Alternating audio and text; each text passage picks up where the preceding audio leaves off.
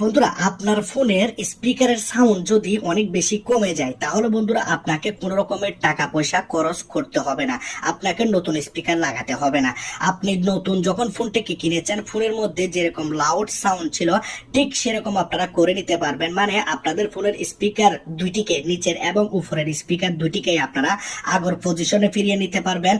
মানে আপনারা যখন নতুন ফোনটি কিনেছিলেন যেরকম নতুন স্পিকার পেয়েছিলেন, যেরকম আওয়াজ